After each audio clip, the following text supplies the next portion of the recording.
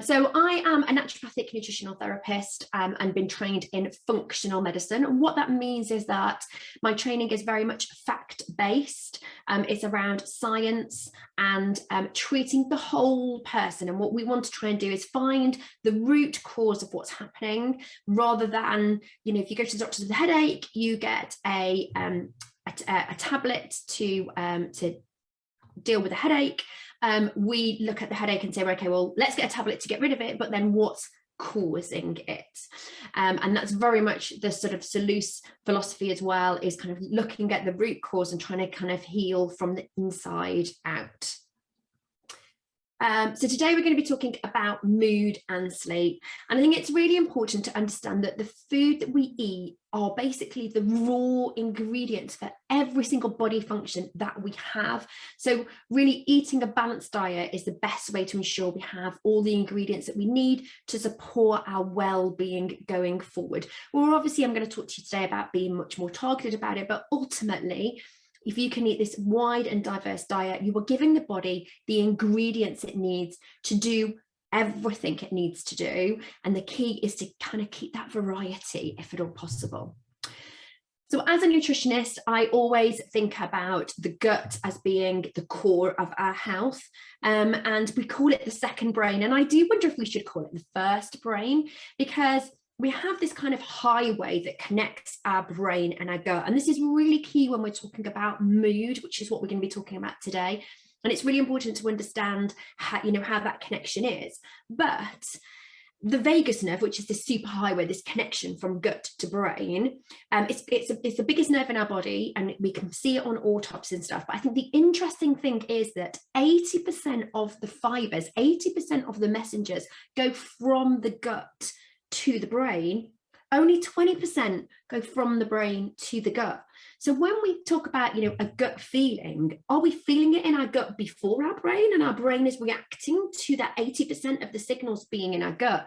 But also it makes it really clear that we have to have, you know, a well-balanced digestive system. If we have digestive issues, that is really going to affect those messages that are being sent up. So ultimately having, you know, a well-balanced digestion, you know, balanced microbiome, feeding the gut well, looking after the gut is key to all of this. Now today we're talking about energy, sleep and mood. Now why did I choose those three in particular? I could have just chose energy and mood, or sleep and mood. Why did I choose all of them? Well, the thing is our mood and our energy are really interconnected, as is the quality of our sleep, and they're connected through these hormones. So tryptophan is basically what we eat. It's an amino acid, and it's what we eat. We then convert it to 5-HTP, which gets converted to serotonin, and also is a key factor in our conversion to melatonin. Serotonin is our mood balancer, we call it our happy hormone, but it's also involved in our kind of like our get up and go. It helps us feel motivated to do things. And melatonin is our sleep hormone. So all of these are very much interconnected. I'm going to be talking to you about each individual one. Don't worry, you don't have to remember them, but I think it's really good if you can understand the process and how these things work, to understand why they are so connected within our body. So 5-HTP is synthesized from tryptophan, and then it goes to serotonin. And you may well have seen, and possibly some of you might be taking, a 5-HTP supplement. And that can actually increase our levels naturally, so it improves that levels. And I think it's also very important at this point to say that if you are on any kind of SSRI medication, so for mood or anxiety it generally is, then you can't take 5-HTP medication. Now that's not to say that you can't increase your tryptophan rich foods, which is the bit before the natural part of it. But if you are taking SSRIs, then please make sure that you do not take a 5-HTP supplement, because what happens is they basically upregulate it, and we can have this serotonin syndrome, which is not pleasant at all. So please never take supplements without seeking the advice of a professional. So thinking about serotonin, I've got my numbers the wrong way around, sorry, that is it. So thinking about serotonin, so serotonin is a hormone, and it's found mostly in our gut. So there's the interesting thing again, isn't it? That whole gut-brain connection. And it's considered to be a mood stabilizer. And serotonin impacts every part of your body. So your emotions and your motor skills are impacted by serotonin. So adequate levels of serotonin will help balance our mood, but will also help lots of other body functions as well. Serotonin has been shown to help reduce depression, regulate anxiety, heal our wounds, and maintain bone health. Something very much kind of that I think about and talk to clients quite a lot. You know, as an older lady, as I'm getting into that menopause time, we really need to think about maintaining our bone health, and good levels of serotonin can really help with that. And then we're talking about melatonin. So we've got, remember, we had tryptophan, we had 5-HTP, we've jumped down to serotonin and to melatonin, and just an understanding of what melatonin does. It's our sleep hormone. Now, it's produced in response to darkness. And I think this is a really key point to kind of emphasize, is that it needs darkness to happen. So if we are struggling with sleep, then is it because we are not having that darkness? Are we in light? Are we activating that blue light by being on our phones constantly or on our laptop late at night? And our body isn't producing melatonin because it's that circadian rhythm, and it gets dark and our body says, oh, it's dark, it must be time to go to sleep. So therefore now I will start producing melatonin. And modern life causes us to have all of this out of kilter. It's actually, we need 7 hours is kind of the industry standard, if you like, for sleep. And I was reading a study just last week, and it said that 1/3 of adults just do not get that 7 hours sleep a night. And there's another study again that was looking at sleep before midnight. And that was really key in our our overall health, reducing the risk of chronic illnesses. And they said you just can't catch up. When they did the studies, it didn't matter if you kind of like said, well, I'll catch up at the weekend, or if I can't get to bed before midnight, then I'll still have 8 hours, but I won't get up till 9 a.m. And it was like, no, it was really key to get that pre-midnight, that 10 p.m, 11 p.m. bedtime, to get that adequate rest and digest that our body needs at repair level. So melatonin is synthesized from tryptophan as well. So tryptophan is the key, isn't it? Serotonin and melatonin both need this tryptophan to get generated. It's an antioxidant. So what we mean by an antioxidant is I liken it to kind of rust on a car, and a car has oxidization, which is this rust kind of thing. And this happens in your body. It's quite a natural process. But what we need to do is make sure that we're ensuring that we have lots of antioxidant rich properties in our body to kind of clean off that rust before it gets too far and too damaged. And again, maintains our bone health. So these both really key in our bone health. I've done that twice. I'm obviously so interested in the vagus nerve. So the key is the gut is key. And this is really important. We need really good gut health to synthesize cortisol, serotonin, and melatonin. And these are the 3 key that we're going to talk about. And 70% of our immune system is in our gut. That actually makes sense, really, doesn't it? Because if you think about where you might get pathogens in the body, it's likely to be coming through the mouth or through the nose. So looking at our immune system, it makes sense that, the majority of this is here, because that's where we're going to get the pathogens in. Now, I threw in the last slide something called cortisol. And the reason that I brought this up in this kind of sleep and mood, cortisol has nothing to do, well, it does, but cortisol doesn't help our sleep or our mood. Cortisol is the hormone that we release in reaction to stress.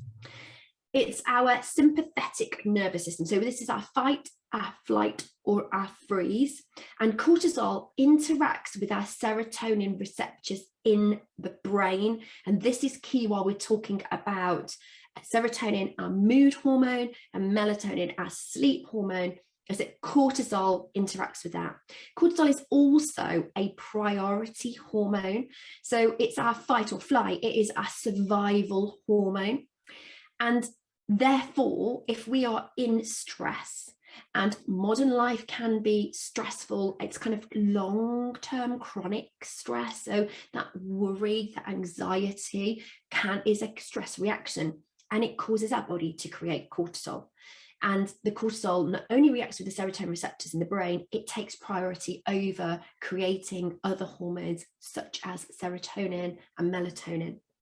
Cortisol is also our wake hormone as well. So we need to have them at the right time. It's not to say that we don't want cortisol, but what we do need to be thinking about is, are we producing cortisol as a priority? And is this affecting our ability to create serotonin and melatonin, which is directly affecting our mood and our sleep? So cortisol, again, is part of that circadian rhythm. So melatonin, our sleep, is at nighttime when it's dark, and cortisol should be our wake hormone, should be what we create in the morning. So again, thinking about that sleep cycle, if we are stressed in the evening, if you're shouting at the kids, if you're working really late, if you've got an assignment to do, lots of things going on in the evening, you are activating your morning hormone, which is cortisol. So we want to be aware of that and try and make sure that we're calming at night time. Think about a child. You wouldn't put a baby, should I say, you wouldn't put a baby to bed after running around the room and jiggling around and stuff, and then go to bed. And that is kind of what we do to ourselves. We watch these loud films and things that activate the brain, and we're on our phone constantly. And then suddenly we expect to sleep, and it doesn't happen like that. So it's very much about respecting that circadian rhythm. Cortisol isn't bad, but it needs to be at the right time. And we need to then remember that calm so that we get our melatonin at the right time. Cortisol can also be a key sign of headaches. If you've got headaches and stuff, is it, that whole stress headache? Where does that come from? Possibly from too much going on, from too much cortisol. It affects our memory and our concentration. I mean, it can help initially because we need it, but then it affects it long term if we're doing too much. And it can cause things like weight gain and anxiety, and it's very much linked to depression. So thinking about stress, it's very easy, isn't it, for me to say, oh, we need to reduce stress. Modern life is what it is. And, modern world is quite stressful. We can't just give everything up. But what we need to remember is that it is the body's reaction to feeling threatened or under pressure. I think it's really key to think about that. If we feel threatened, that is a stress response. And of course, we don't want to be in that stress activation constantly, do we? So think about ways to support stress. So we want to activate what is called the parasympathetic nervous system, the PNS, and that is our rest and our digest. So this is our calming nervous system. And there was a study done on meditation, and meditation is extremely powerful.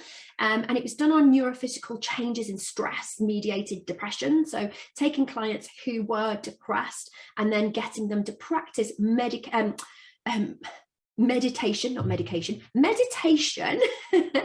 daily. And it showed that it helped to reduce their stress and therefore their depression. It recalibrated their neurons in their brain and their reaction to brain. Fascinating, isn't it? To think that just a little bit of meditation can really help with that whole recircuiting of the brain. Things like, if you're not a meditation, I find that yoga is kind of my form of meditation. I can get very much into myself with yoga. And I love the Shavasana at the end, where you have a little bit of time to kind of breathe, and that's kind of a meditation.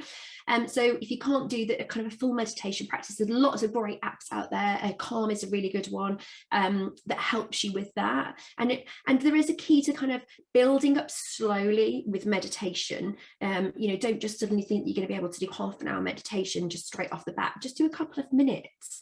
If you can't manage that, what about some breathing exercises? So I'm a real fan of box breathing, and it's been shown in lots and lots of studies to really help activate that parasympathetic nervous system, to drive down that stress response so that our body it stops producing that cortisol and can produce the other hormones that it needs to produce. So I like box breathing, and basically it's on a count of 4 or 5. So you breathe in for 4, you hold for 4, you breathe out for 4, and no, you breathe out for 4 and you hold for 4. That wasn't very helpful, was it? There are lots of breathing and meditation information on the Salus website as well. So much better explained than what I do, not my area of excellence, I have to say. And then just practicing mindfulness, just thinking about being in the moment. And I often say this, particularly when you are eating. You know, as we said, the gut is at the core of all this. So to ensure that your digestive system is working, we need to activate this rest and digest. That's key, isn't it? So if when you are eating, you are rushing around and hurrying and not concentrating and typing away, which is what I have a habit of doing, and trying to eat something while you're doing it, you are not being mindful, you are not in the moment. And actually your body therefore is activating the stress response, not in that digest, and that will affect your digestive system. So just taking a little bit of time, some deep breathing, you know, kind of thinking, being in the moment, and then eating. And actually it's probably time saving as well, because you know we can't multitask as much as we think we can. We can't. And then thinking about sleep, remembering that sleep is our repair and our rebalance, and we require sleep. You know, there are studies that have done that, you know, with lab rats that show that if they are deprived of sleep, their immune system drops, their motivation drops, and they basically die of starvation because they just can't be bothered to do anything because they haven't had this repair and this rebalance. Things that affect our sleep are caffeine. So caffeine has a half-life of 6 hours. So it's going to affect our sleep. If we're having a cup of coffee at 6 p.m, it's like having half a cup of coffee at midnight. We don't want to be doing that, do we? Sugar, because again, it causes this spike in energy. And often if you're waking in the middle of the night, it could be down to a drop in energy, down to eating late at night or having too much sugar in your diet, causes this blood glucose drop. You might not realize this, but the body is causing you to wake up because of it. And the aforementioned blue light devices, and by blue light devices, I mean phones, I mean laptops, even televisions can, and blue light devices activate cortisol in the brain, the wake hormone. So if you are using your phone late at night, it affects your body's circadian rhythm. Remember, we said we want cortisol in the morning to get us out of bed, but we want melatonin at night time to put us to bed, to put us to sleep. And if we're using these blue light devices late at night, we are affecting our natural circadian rhythm. You know, our cortisol should drop naturally in the afternoon, and if we're activating it again, we are effectively kind of creating this dysbiosis in our body. Our body kind of gets to the point where it's like it doesn't really know what's going on. It's not really sure when it's meant to be doing what it's meant to be doing. You've just woke me up and you've told me I need to be alert, and then you're trying to get me to sleep. It starts to get confused. So just a quick check back in. So energy, sleep and mood. We talked about tryptophan, 5-HTP, serotonin and melatonin. Now we've covered the third 5-HTP, serotonin and melatonin, what they do and how to understand them. We know that they regulate our mood, they help to regulate our energy, and they're key in the quality of our sleep. But now let's do some practical stuff. So let's talk about tryptophan and how we can get that into our diet. Because remember, we could supplement with 5-HTP if we want to. But for me, I'm always about, it's lifestyle first. Even as a nutritionist, lifestyle first, then food, then supplementation, and then medication. And we might need to do a bit of work on medication and supplementation to get us to where we want to be. But ultimately, food and lifestyle are the two things that we can control. And if we can hopefully do this work here, we won't need the work down here. So tryptophan rich foods are things like eggs, turkey, pineapple. Oats are a really great source of tryptophan, tofu, salmon, and nuts and seeds. You know, if I could have a recording of myself, I would say probably nuts and seeds to almost every question that you have for me. So always nuts and seeds, great form of tryptophan. There's quite, you know, kind of a funny kind of sort of mythology that's saying, you know, the reason that we fall asleep after our Christmas dinner is because tryptophan has so much, turkey has so much tryptophan in it that it's activating that melatonin, and that's why we have that little bit of snooze. But I think it's a kind of a clever way of remembering it. So lots of meat sources do, but turkey in particular. And of course, if you are vegan or vegetarian, you can get it from oats, tofu, and from nuts and seeds as well. And then I want to talk to you a little bit about cofactors. So cofactors are basically what we need for the conversion. So remember, we said tryptophan is where we start, then 5-HTP and serotonin and melatonin, but we don't just, obviously there is a process that's involved in that, otherwise why isn't it just there straight away? And there are cofactors like nutrients that we need in the conversion process. This is also a really key thing with cortisol, is we call it the cortisol steal, where cortisol will take these cofactors and use them in making cortisol so that our body doesn't have enough left. So it's not just as simple as, and it's never just as simple as eat turkey, you'll sleep better, is it? I wish it was. There is lots of other things involved with it, you know, keeping your stress levels down, making sure you have enough of these cofactors. So these are the three key, we need all vitamins and minerals, but these are the three key that are involved in the serotonin and the melatonin production. So iron, B2, which is also called riboflavin, and vitamin B6. So where would we get those from? So iron is really key in our blood cells, and it helps our body carry oxygen around the body. This is really key for that, keeping the oxygenation going. So we find iron in shellfish, spinach, another answer to everything, green leafy veg, nuts and seeds, organ meats. Now, I know this might seem like, you know, a step too far for some people, but I think it's really important to make sure that you are aware of where these things come from. You know, and traditionally in our diet, we would have eaten nose to tail. We would have eaten all of those organ meats. And again, as we've become this more modern society and we've been, you know, able to choose what meats we want, what cuts we want, we have predominantly gone for the leaner ones, which is fine. But, you know, chicken breast, I mean, when was the last time anyone bought chicken and it had giblets in it? It's just, you know, it's not seen anymore. It's such a shame, because they are really great sources. If you can't stomach them, if it doesn't appeal to you, if you are vegan or vegetarian and it doesn't sit with you, that's absolutely fine. But I think it is important to know that they, you know, they are really great sources. So if you're a vegan or a vegetarian, legumes are really good sources. Now, it took me years to work out what legumes were. I had to keep reminding myself. So I've put it on here for you guys. So we're talking about beans, lentils, chickpeas, peas, and soybeans. They are what we call legumes.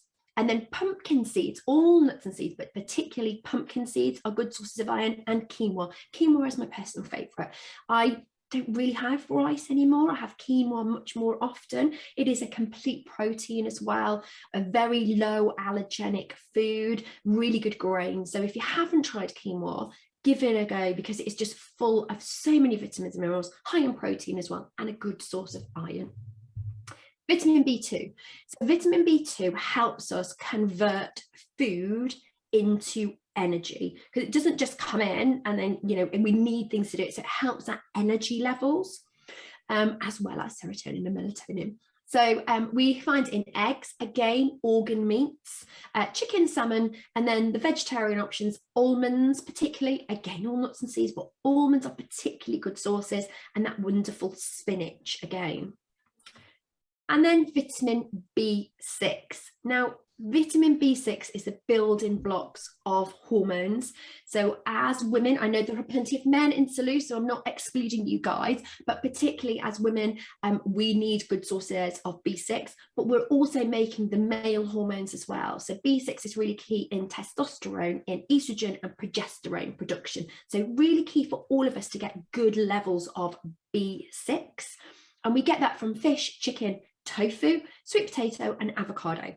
So on a practical solution, you know, a lovely jacket potato, sweet potato jacket for lunch with some spinach and some pumpkin seeds on there would be a great meal where we could sort of go, yeah, I'm getting my iron, my B2 and my B6 and supporting my sleep and my mood. The key really is, though, to not really get too hung up over it and to just try and eat a well-balanced diet. And I would always start with colourful fruits and vegetables and then build on that. And as a balanced meal, we want to be thinking fruits and vegetables, a good, healthy source of protein, some whole grains and a little bit of fat. And if we've got that and we're looking after that, then we will get a balanced diet and we will get all those vitamins and minerals that we need. Variety, colour is key, and just ensuring we tick off those sort of almost like a little mental check with yourself. Have I got lots of colour? Yes, great. Have I got a really nice source of protein? Yes. Is there some whole grain in there, some fibre in there? Yes. And then have I got a little bit of fat? Perfect. Good balanced diet. I think balanced diet is such a big general term that we don't, you know, it's very easy to say, isn't it? Oh, eat a balanced diet. Well, what does that mean? You know, a burger and 8 champ? Not really, is it? So today I want you to think about what your takeaways are. These are the key points, I think, that we've covered today. So reducing stress.